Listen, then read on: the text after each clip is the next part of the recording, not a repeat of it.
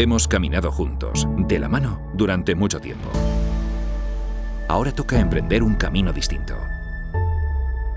Un nuevo tiempo con retos que aceptar, obstáculos que superar y oportunidades que atrapar.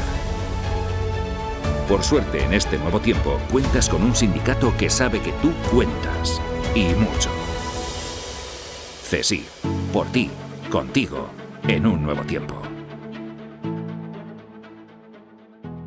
Buenos días a todos y a todas, a las diputadas y diputados que hoy nos acompañan, al público, a la gente de Ceuta que nos sigue a través de los medios de comunicación. Desearles un final feliz de estos últimos 10 días del Ramadán. Son los 10 días más importantes de este mes sagrado para la comunidad musulmana. Se busca en ella la Laylatul Qadr, es decir, la noche del destino, la noche del decreto, y se busca con el ahínco de ser mejores personas, de aumentar nuestra solidaridad. Y yo les pido a mis conciudadanos que ese espíritu que les impregna en la búsqueda de la noche del decreto, que es el de ayudar, el de ser mejores personas, nos impregne durante todo el año. Ceuta ya afronta este debate del estado de la ciudad con vocación constructiva, como una oportunidad para apelar a la conciencia de los ceutíes, convocar al compromiso y rearmarnos unidos para derrotar al pesimismo. No es tiempo de reproche ni de imputar culpabilidades. Nada de esto, aun siendo legítimo, tengo que reconocer, es útil. Lo único que ahora sirve es encontrar el camino que hemos perdido. Y eso solo es posible desde una reflexión serena y sincera, que deje al margen los cálculos electorales e intereses particulares. Ceuta tiene que hacer política con letras mayúsculas. Para eso hay que empezar diciendo la verdad, y yo me he comprometido a ello. Aunque sea dura, siempre hay que decir la verdad.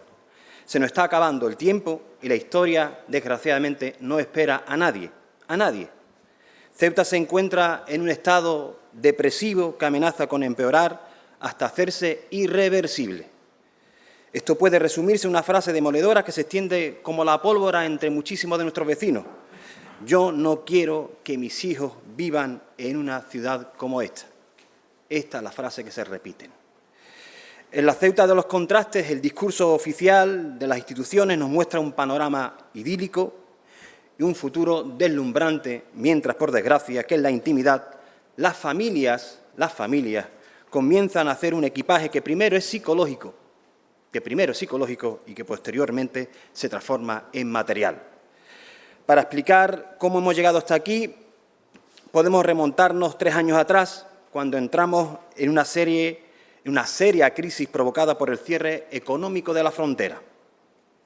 Muchísimos establecimientos fueron clausurados y no supimos reaccionar, o simplemente no nos pareció necesario. Al fin y al cabo, la mayor parte del dinero que llega a Ceuta lo hace a través de unos presupuestos generales del Estado que están garantizados.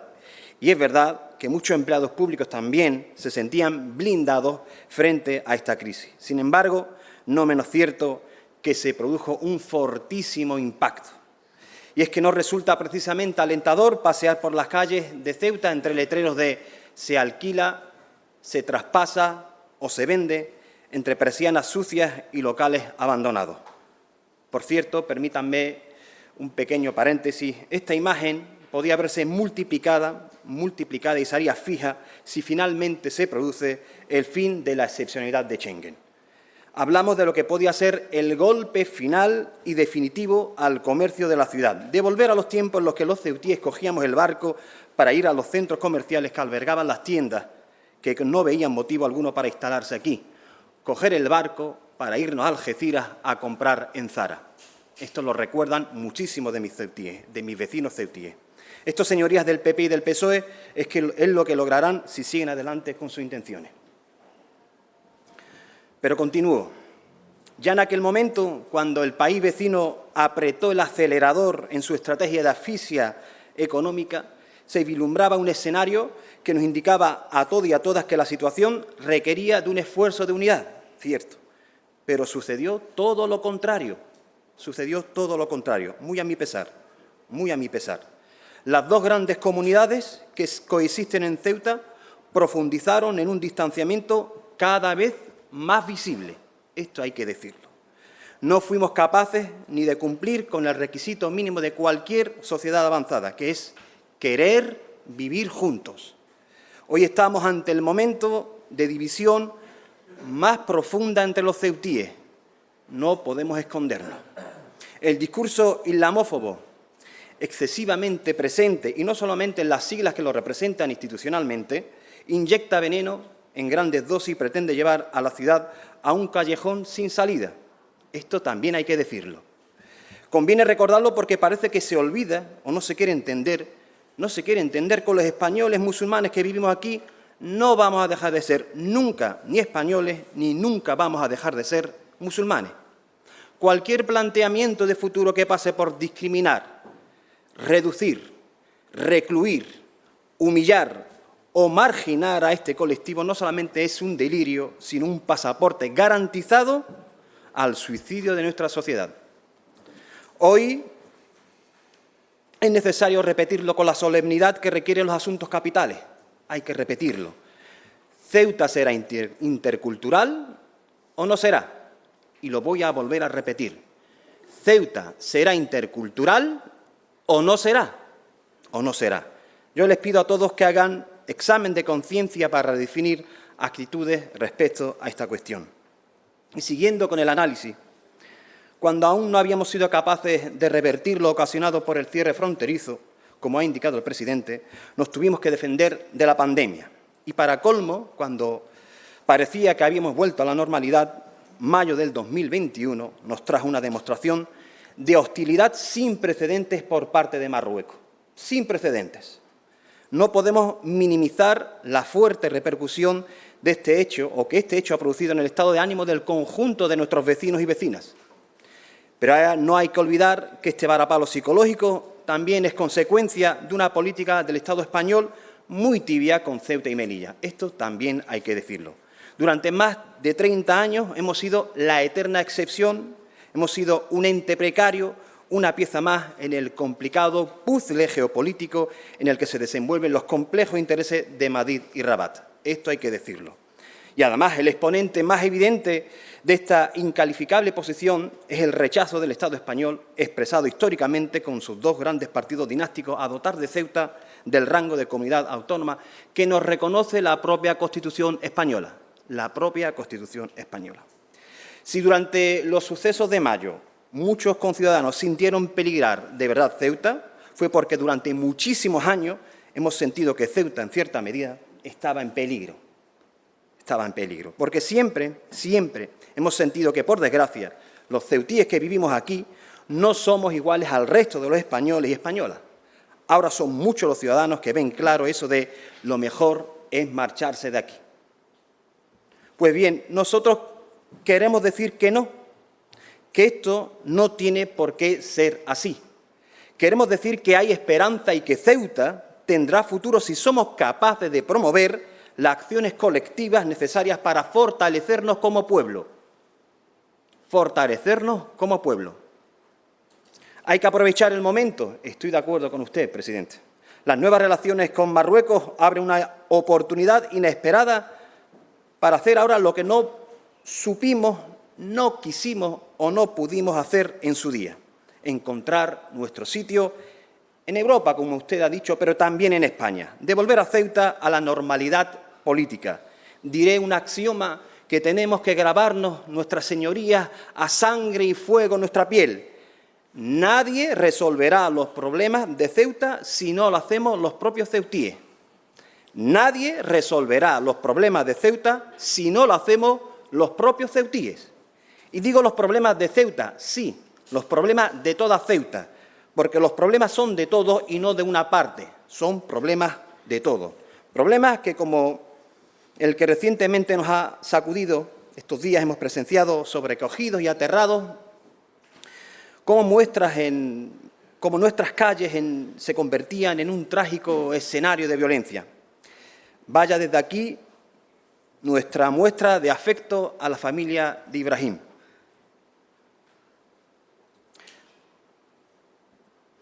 Sobre esta cuestión Es necesario reflexionar, estoy de acuerdo con usted, con calma y con rigor, con rigor. La extensión de la delincuencia entre considerables capas de nuestra juventud ceutí no es un fenómeno reciente, no lo es, no nos engañemos, sino es algo que venimos observando desde hace algún tiempo con absoluta indiferencia, y lo digo desde el dolor. Cada vez que se produce un hecho trágico, respondemos del mismo modo. Recurran ustedes a las hemerotecas. Insultamos con mucho énfasis a los delincuentes y pedimos que pongan un policía en cada esquina, aun siendo perfectamente conscientes de que esto no sirve para nada. Es una especie de mantra, una especie de desahogo y sobre todo una forma de que los ciudadanos piensen que estamos preocupados. Pero no es verdad, no es verdad. Hasta ahora este asunto no se ha tratado como una prioridad política. Se ha impuesto la tesis de que la delincuencia es un problema de conductas individuales que se reprimen con policía y el Código Penal. Es lo que hoy harán una vez más los reaccionarios cuando les toque hablar. Decir esto. Yo solo les pido a las fuerzas democráticas que actúen desde el sentido común. Si hemos podido comprobar y contrastar que esta forma de interpretar este problema no ha dado resultado, o mejor dicho, solo ha servido para empeorar las cosas, vamos a intentarlo de otra manera. Intentémoslo de otra manera. Es el clásico ensayo y error que tanto bien ha hecho a la humanidad. Les propongo, señorías, un cambio radical que no es incompatible con el apoyo a los cuerpos y fuerzas de seguridad del Estado, con la confianza en su trabajo y con la necesidad de que puedan hacerlo de la manera más eficaz. No son cuestiones contradictorias. Ataquemos las causas que generan el reclutamiento fácil de buenos chavales para la causa de la delincuencia, porque esta es la consecuencia directa y más dramática de la desigualdad, que es el problema de fondo. Vivimos en una ciudad tremendamente desigual en la que se citan miseria y opulencia a partes iguales en apenas 19 kilómetros cuadrados. En apenas 19 kilómetros cuadrados. Unos tienen todo y otros no tienen absolutamente nada. Seamos capaces, por un instante, de ponernos en la piel de un joven de nuestras barriadas periféricas, sin recursos económicos, malviviendo en una infravivienda, haciendo de su sufrimiento y el de su familia su forma de vida, sin horizonte y sin esperanza. Ya nos advertía el Nobel de Economía Joseph Stiglitz de que el 90% de las personas que nacen pobres, a pesar de sus muchos esfuerzos, morirán pobres, y que el 90% de la gente rica, aunque no haga absolutamente nada, seguirá siendo rica. Nacer en un ambiente desestructurado es una forma de estar condenado de por vida. Claro que el código postal importa, pues claro que sí, claro que sí. Aunque cueste decirlo, entre todos, al no poner fin a la pobreza y la desigualdad, esto también hay que decirlo, entonar el mea culpa, invitamos a mucha gente a sumarse a la delincuencia. Y a partir de ahí ya es muy difícil controlar cualquier cosa, muy difícil. Cabe preguntarse por qué no se ha abordado este asunto con los medios necesarios para ello, a pesar de que se trata de una prioridad obvia. Solo hay una razón, es duro aceptarlo, pero es la verdad. Ceuta se sostiene sobre un racismo estructural que condiciona sobremanera las políticas públicas. Esto se tiene que decir. Y del que además participan con mayor o menor intensidad demasiadas personas de todas las ideologías. También esto se tiene que decir. Se podrán poner infinidad de ejemplos que corroboran esta afirmación. Yo creo que no es mi trabajo ni tampoco es necesario hacerlo. Lo importante en este momento es la conclusión. Ceuta necesita restablecer urgentemente el principio de igualdad. Hay que entender de una vez que una convivencia sana exige del compromiso y el esfuerzo de todos y de todas. Haciendo una adaptación de mi admirada Angela Davis, diré que en una sociedad con racismo no basta con no ser racista. Hay que ser activamente antirracista. Hace un par de días, una amiga y compañera que vive en El Príncipe, mi compañera Nayat, me relataba lo que esta semana de pesadilla había supuesto tanto para los adultos como, sobre todo, para los niños que viven allí. Me hablaba de la enorme tensión psicológica, del miedo, de los llantos de los niños, de la ausencia de los niños en los centros escolares por miedo, del abandono que sienten los vecinos. Lo ha expresado en varias ocasiones el propio presidente de la Asociación de Vecinos del Príncipe Alfonso. Un abandono institucional que el Gobierno, cuando se le habla de la periferia, siempre niega, pero que los hechos muestran como absolutamente irrebatible. Poner fin a este agravio es urgente y es la mejor vacuna contra el delito, presidente. Es la mejor vacuna contra el delito. Miren, en aquellos lugares en los que la gente se siente satisfecha y a gusto, la delincuencia desciende considerablemente. Y esto no es una opinión, esto es una certeza, compruébenlo. El objetivo, por tanto, es lograr que nuestra gente, los ceutíes, sean quienes sean cuales sean sus circunstancias personales, vivan donde vivan, recen a quien recen, se sientan cómodos en su tierra, con expectativas de futuro y confiando en sus instituciones. Aunque muchas veces cueste trabajo entenderlo, en el fondo todas las personas somos muy parecidas. Tenemos motivaciones similares y pautas de comportamiento semejantes. Les invito a que entre todos y todas hagamos algo tan sencillo y antiguo que es como tratar a los demás como nos gustaría que nos tratasen a nosotros mismos. Merece la pena intentarlo, porque desde el racismo y la desigualdad no se puede avanzar hacia ninguna parte que no sea la destrucción, la autodestrucción. Somos conscientes, presidente, de que nos enfrentamos a retos y desafíos de una gran magnitud. Son problemas muy enquistados desde hace mucho tiempo. Pero también estamos convencidos de que aún estamos a tiempo de hacer muchas y grandes cosas por esta tierra. También estoy de acuerdo con usted en eso. De hecho, estamos ilusionados y esperanzados, muy ilusionados y esperanzados. Lo he dicho antes, Ceuta tiene futuro, claro que tiene futuro. Pero tengo que decir una cosa que sería imperdonable no decir en esta tribuna. La juventud de Ceuta es una juventud buena y prometedora. Lo voy a volver a decir, la juventud de Ceuta, nuestra juventud, es una juventud buena y prometedora que solo necesita de un entorno apropiado para desarrollarse. Es nuestra obligación como responsables políticos, es nuestra obligación hacerlo, hacer todo lo que esté en nuestra mano para conseguirlo. Creo humildemente que mi grupo político no ha dejado de hacerlo desde que hemos entrado en esta asamblea. Tenemos un proyecto para esta ciudad y estamos dispuestos a hablar una y otra vez con todas las fuerzas democráticas. Siempre ha sido así. Usted conoce perfectamente que esa es mi vocación. No me importa perder, presidente. Siempre he sido un eterno perdedor. Hemos sido y seguiremos siendo beligerantes ante políticas que entendemos que están en contra del interés general. Y el PEGO, o los proyectos estratégicos a los que nosotros, sorprendentemente, comprobamos que desde Madrid se le dio luz verde, es un ejemplo de ello. Hemos sido tremendamente beligerantes y lo seguiremos siendo. Nadie contará con nosotros a la hora de poner lo público al servicio del lucro privativo, al servicio del lucro privado. No vamos a contribuir a que la esfera política sea una mera ramificación más del poder económico. Ahí no nos van a encontrar. Creo, además, que ustedes lo saben. Pero creo que también saben que mejorar de verdad esta ciudad para reducir la desigualdad y lograr una Ceuta más justa, siempre ahí se podrá contar con Ceuta allá y con este humilde diputado. Si hay voluntad de hacer esto último, desde esta tribuna ofrezco, como siempre, mi absoluta colaboración a todo aquel que quiera sumarse a tal noble causa. Y mire, señor presidente, estas son las manos del hijo de la periferia, son las manos de un hijo de un obrero.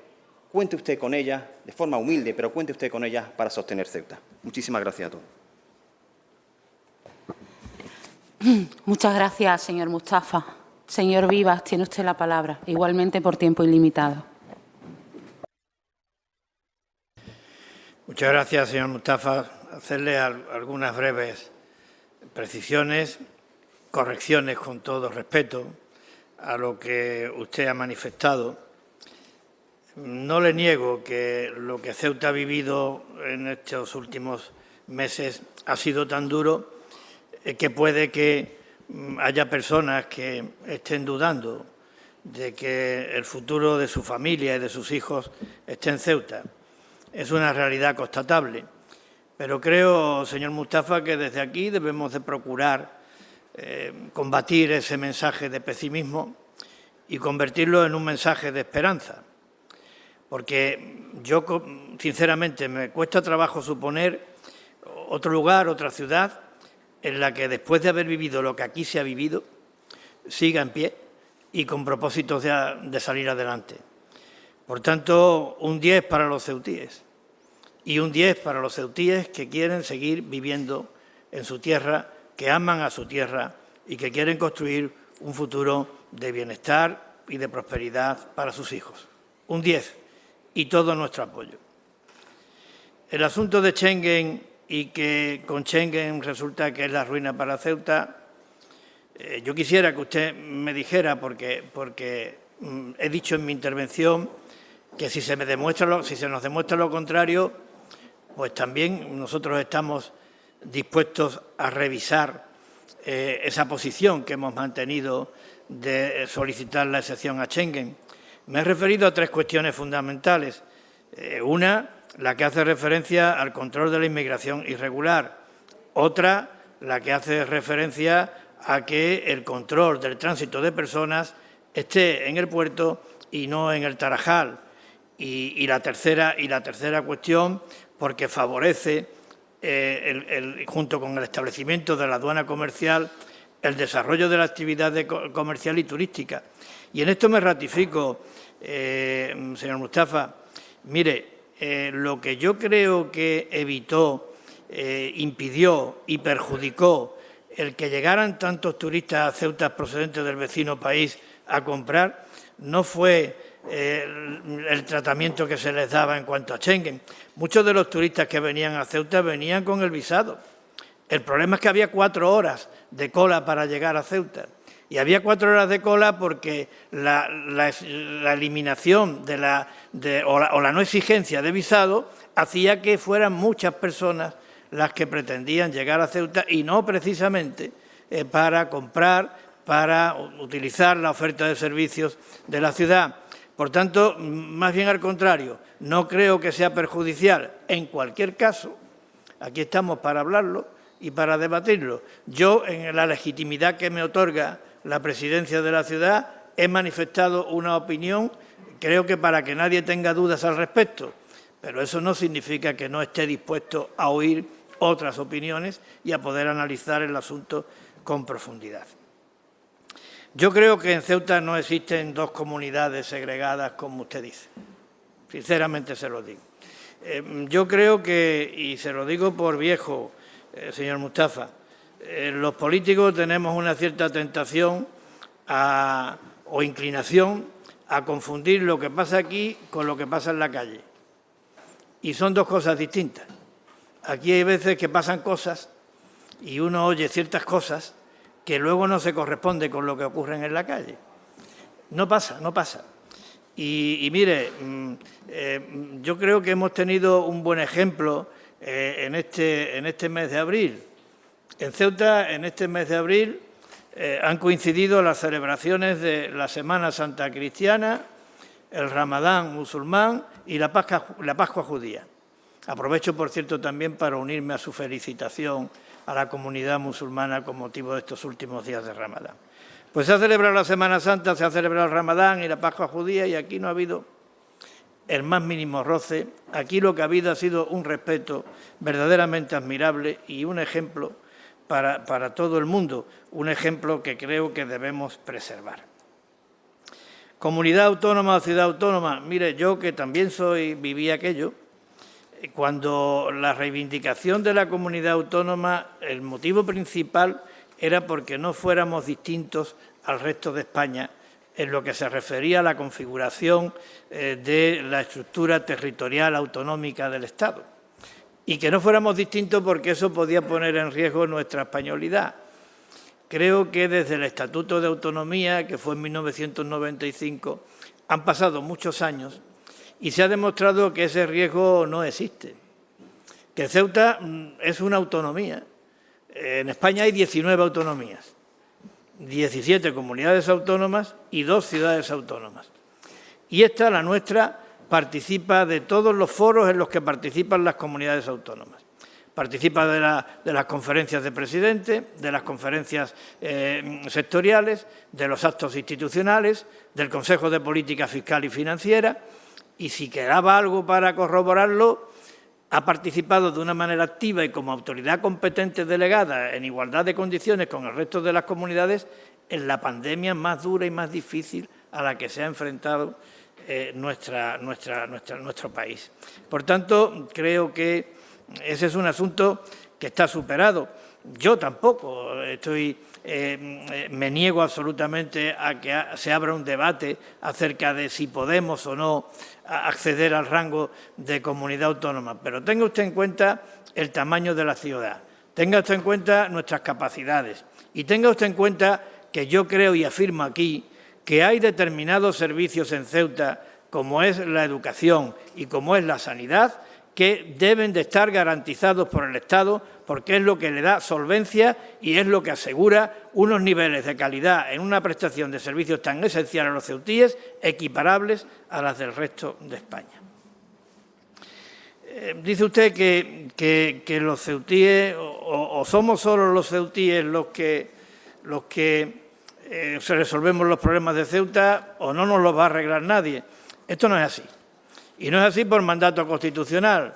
Ceuta tiene unos condicionantes objetivos, estructurales, indiscutibles, que exigen que aquí funcione la Constitución y el principio de solidaridad en todo su contenido. Ceuta necesita del resto de los españoles para salir adelante y ha encontrado siempre el apoyo del resto de los españoles. ¿O no es verdad que aquí se invierte por parte del Estado muchísimo más de manera justificada a como se invierte en cualquier otra parte de España? ¿O no es verdad que esa contribución del resto de los españoles es absolutamente fundamental desde la perspectiva de los servicios públicos esenciales, de los incentivos económicos y fiscales, de la suficiencia financiera de esta institución, de las comunicaciones? Y no me diga usted que en eso no se ha avanzado desde el Estatuto de Autonomía de una manera verdaderamente admirable y determinante para la calidad de vida de los ceutíes y la igualdad de los ceutíes con el resto de los españoles. Yo creo, señor Mustafa, que hay que poner los medios necesarios para garantizar la seguridad de los ciudadanos de Ceuta, para luchar contra el crimen. Le he dicho que lo que nosotros proponemos es el respaldo a los cuerpos y fuerzas de seguridad, demandar el incremento de medios que sea necesario, recabar la colaboración ciudadana y enfocarlo desde la perspectiva de la unidad. Eso no es incompatible con plantar batalla a la desigualdad, pero creo que la mejor política social que se puede hacer, señor Mustafa, es la política del empleo. Creo que lo que permite a las personas que salgan de la marginalidad, de la exclusión, de la dependencia del subsidio, es que encuentren un modo de vida digno para sustentarse a ellos y a sus familias. Y, por tanto, creo que el acento lo tenemos que poner en fomentar las políticas a favor de la creación de empleo. Y creo que eso se hace de una manera clara mediante el fomento del desarrollo económico. Y creo que en esa línea hemos venido manteniendo y seguimos manteniendo una política clara en materia de mejorar nuestro régimen económico y fiscal especial, mejorar los atractivos de Ceuta, ofrecer suelo disponible, facilitar las cosas para que quienes quieran aquí invertir lo puedan hacer, apoyarles en los cursos de formación que necesiten, porque además negaríamos la realidad también si no consideráramos que hay un problema estructural que condiciona la empleabilidad de los ceutíes, y es que más del 60% de los ceutíes que figuran como demandantes de empleo no tienen estudios o tienen solamente estudios primarios, y eso dificulta enormemente la empleabilidad. Por tanto, hacen falta más esfuerzos en educación y hacen falta más esfuerzos en itinerarios de inserción social. Mire, esta Administración no tiene competencia en la materia, pero invierte 16 millones de euros en itinerarios de inserción laboral e invierte 11 millones de euros en educación. Es probable que sea insuficiente, es probable que haya que hacer más, pero ahí está la clave para abortar y para eliminar las desigualdades. Y no le admito, señor Mustafa, con todo respeto, no le admito que en Ceuta exista racismo estructural, como usted ha dicho. No se lo admito, porque no es verdad, porque en Ceuta impera la Constitución y la Constitución garantiza la igualdad de todos los ciudadanos, cualquiera que sea su credo, cualquiera que sea su raza, cualquiera que sea su orientación sexual. Y aquí en Ceuta impera inequívocamente la Constitución. Yo me he pegado 21 años al frente del Gobierno de la ciudad. Fíjese usted en el presupuesto de la ciudad, que creo que es la manifestación más inequívoca de a qué se quieren asignar los recursos, y compruebe si ahí hay una falta de reconocimiento de la realidad multicultural de Ceuta. Pero le voy a decir una cosa que ya es puramente personal. Yo creo que en Ceuta existe una realidad multicultural. Creo en la Ceuta de las 4 culturas, pero creo, señor Mustafa, que en Ceuta nada más que hay una raza, que es la raza humana. Nada más, una raza. Por tanto, desde mi perspectiva, no puede haber racismo en Ceuta porque ni lo permite la Constitución, ni lo quieren los ceutíes, ni lo queremos nosotros, y quédese usted con este mensaje si le vale. Una sola raza, la raza humana.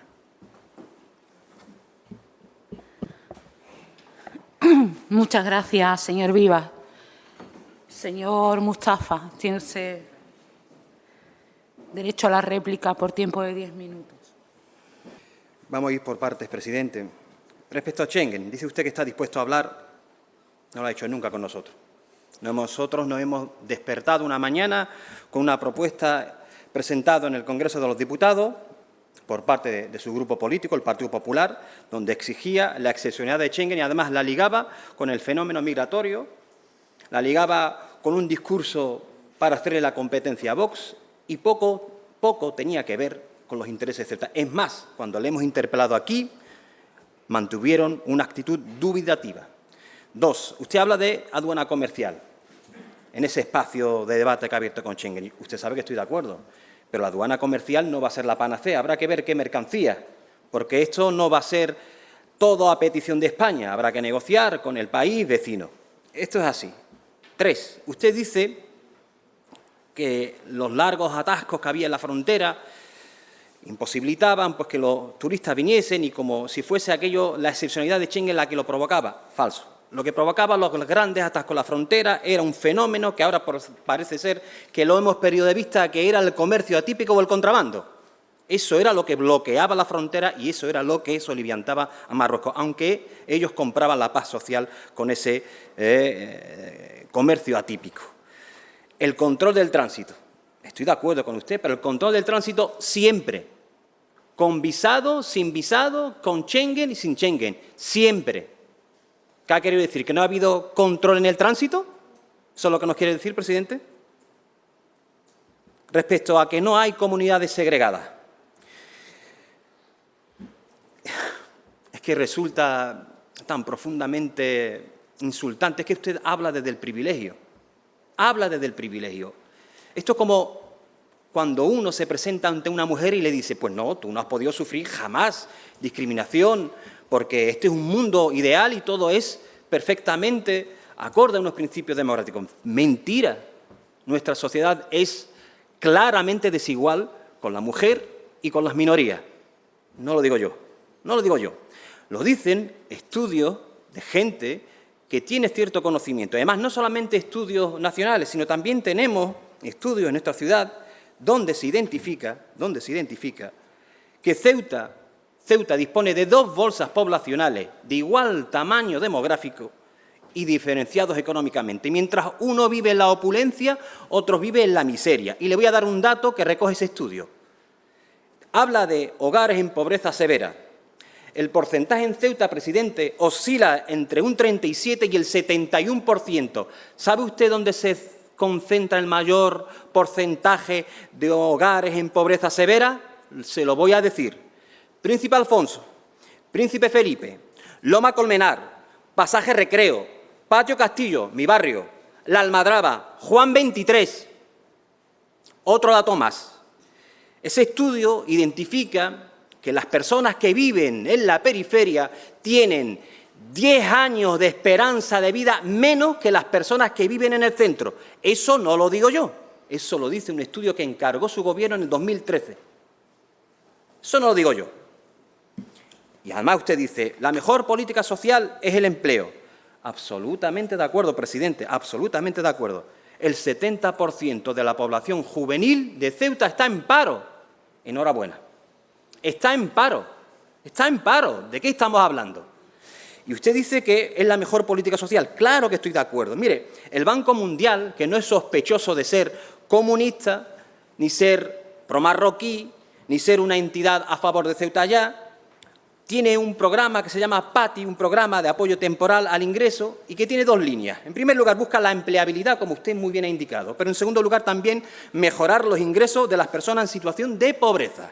Y el estudio aplicado después de la aplicación de ese programa saca una serie de conclusiones y sugiere que esta empleabilidad y la mejora de esos recursos contribuyó a reducir, ¿sabe usted qué?, la delincuencia en todas sus expresiones. Es lo que usted decía y en lo cual yo también estoy de acuerdo. Pero es que esta reducción, además, afirman esas conclusiones, se deben a factores relacionados con el estímulo del capital social. Del capital social.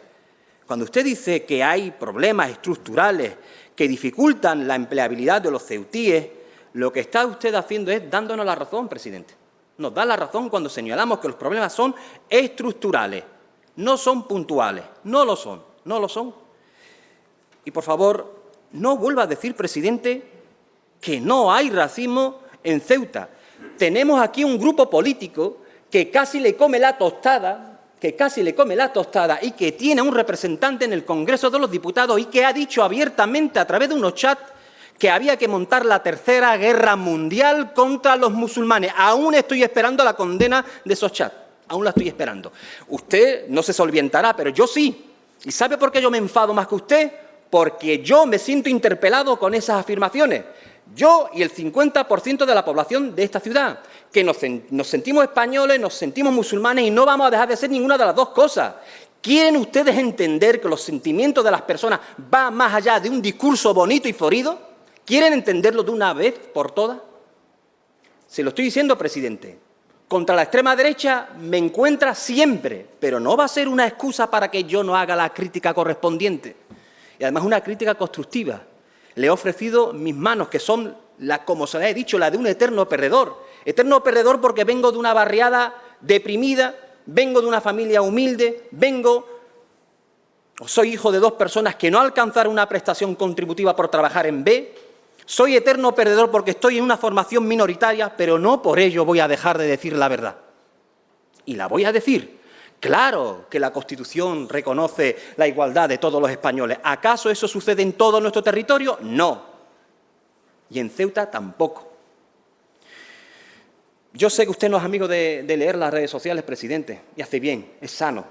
Creo que le voy a hacer caso y yo tampoco voy a dejar de leerla. De verdad, le voy a hacer caso. Presidente, después de los episodios que hemos vivido, con las violencias en nuestra calle, con la muerte de un menor en el asfalto, muy a mi pesar, había ceutíes que aplaudían estos hechos deplorables. No he escuchado a ninguna formación de la extrema derecha, en este concreto una, lamentar la muerte de este joven. Lo único que ha hecho es pedir más policía y código penal. No lamentan la muerte de sus vecinos. ¿Y quiere usted hacerme creer que eso no es racismo estructural? Son diputados y corremos el riesgo de que en la próxima asamblea sean gobierno. Ya han sido gobierno con ustedes, ya lo han sido, han tocado, han palpado el poder. Y hemos repetido los errores del pasado, los errores que permitió aquella Alemania abriese la puerta al infierno cuando los conservadores pactaron con la extrema derecha. Usted, cuando ha girado cuando ha girado, yo no se lo he recriminado. Es más, lo he hecho en varias ocasiones. Mire, yo he sido muy incisivo con ustedes, con el portavoz del Gobierno y con ustedes. Pero cuando he tenido que decir que ustedes han hecho un cambio correcto, lo he hecho. Lo he hecho públicamente, presidente. Cuando el portavoz del Gobierno ha reconocido que eso fue un error y que había que dejar al margen y que había que establecer un cordón con la extrema derecha, se lo ha aplaudido y se lo vuelvo a aplaudir. Esa es la actitud. Pero también hay que incluir en esa actitud el reconocimiento de los hechos. El reconocimiento de los hechos. El diagnóstico, presidente. Hagamos de médicos y el diagnóstico establece, reconoce que pasa algo muy grave en nuestra sociedad, que hay dos comunidades que viven desgraciadamente separadas y que los indicadores, los peores indicadores sociales, afectan concretamente a un colectivo. Eso, presidente, hay que mirárselo y eso, presidente, hay que intentar curarlo, sanarlo. Al margen de la crítica política, que es legítima, presidente, se lo vuelvo a decir, ahí me va a encontrar. Yo no sé lo mucho o poco que pueda aportar, presidente, no lo sé, pero ahí me puede usted encontrar. Muchas gracias. Muchas gracias, señor Mustafa. Para finalizar este turno de intervenciones, tiene la palabra el señor Vivas, por tiempo ilimitado. Mire, señor Mustafa, yo creo que tan peligroso es negar la realidad multicultural de Ceuta como instalarse en el victimismo, que es lo que usted aquí acaba de hacer. Y llamarme a mí privilegiado, supongo que porque tengo un estatus distinto al de las personas que viven en una situación de precariedad y que todos lamentamos. Ahora, ¿usted en cuál de ellos está? Usted no es privilegiado. Usted está en esa posición, vive en la periferia y sufre. Bueno, claro, yo no, yo soy un privilegiado. Usted tampoco me ha preguntado a mí nunca cuáles son mis orígenes. Tampoco. Y también le digo, usted forma parte de la comunidad musulmana, de mi comunidad musulmana, porque yo creo que aquí ese intento que usted hace de tratar de establecer diferencias entre mi comunidad musulmana, su comunidad cristiana, al final lo que viene a favorecer el mismo discurso. Lo ha dado a entender. Al final el mismo discurso. Mi comunidad musulmana, mi comunidad cristiana. Usted es mi comunidad musulmana, la misma. Hombre, rezamos de manera distinta, tenemos distintas costumbres, pero pertenecemos a la misma comunidad, la comunidad de Ceuta. Y yo respeto esas costumbres, las quiero y las considero propias. Por tanto, ese discurso de la segregación es un discurso que tiene el mismo riesgo de los que niegan la existencia de la Ceuta de las cuatro culturas. Usted ha venido aquí a hacer el mismo discurso de los que niegan la Ceuta de las cuatro culturas, porque al final resulta que, desgraciadamente, los extremos terminan tocándose. Sí. Se lo tengo que decir, porque claro, esto de que yo soy el privilegiado y usted aquí el marginado y el excluido porque pertenece a una determinada comunidad es radicalmente falso. Y además no se le hace un buen servicio a Ceuta. Si queremos una Ceuta cohesionada, una Ceuta inclusiva, una Ceuta de todos y para todos, tenemos que aparcar el discurso de mi comunidad y de tu comunidad. La comunidad de todos, la Ceuta de todos. Eso me parece a mí que es lo fundamental, lo más importante, porque sobre esa base tenemos que construir el futuro. Y sin hablar de comunidades, y sí de personas pertenecientes a una misma comunidad, que es la comunidad ceutí, es evidente que aquí tenemos problemas estructurales para el desarrollo económico. Bueno, pues afrontémoslo. De hecho, se han ido afrontando a lo largo del tiempo. Es evidente que aquí tenemos un problema estructural desde el punto de vista de la accesibilidad al empleo, pero no por comunidades, en el conjunto de la sociedad ceutí. ¿Por qué ese prejuicio de enfocar todos los problemas en función de si se es cristiano o si se es musulmán? Superemos ese discurso. Somos ceutíes todos, somos todos españoles. Abandonemos ese discurso. No lo digo por mí, porque a mí ya me queda poco en el convento. Lo digo por el futuro. Abandonemos ese discurso. Todos españoles, todos ceutíes. Y analicemos Schengen también sin ningún tipo de prejuicio. Usted no es que no hayamos hablado, es que usted no quiere hablar. No, ustedes aquí se aprobó un acuerdo en donde se establecía una serie de criterios estratégicos también en relación con la frontera. Ustedes no votaron a favor, no sé por qué, porque las explicaciones no han quedado muy claras, pero hablar se ha hablado.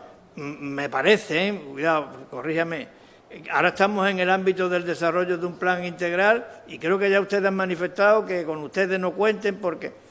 Entonces, bueno, yo le pediría que rectificara y que participe y que se involucre y que no venga aquí a negar y a afirmar que no se cuenta con ustedes cuando se les invita a que participen. Y vamos a superar el victimismo, vamos a superar el discurso del racismo, vamos a superar el discurso de la segregación y vamos a dedicarnos a los problemas de la gente, de toda la gente. Yo estoy, ya me tocará, seguramente, ya me tocará, que me tocará el debate con ellos. Pero quiero decir que no dude, y además les digo, nosotros hemos llegado a la presidencia de la ciudad porque fuimos la lista más votada. Aquí, ninguno de los que están aquí nos votó a esa presidencia. Y somos un gobierno en minoría. Un gobierno en minoría. Aquí ninguna formación política de las que está aquí ha participado del gobierno de la ciudad. Un gobierno en minoría que está saliendo adelante gracias a la actitud generosa de la mayor parte de las formaciones políticas de esta Asamblea, pero no generosa con el Gobierno, generosa con Ceuta.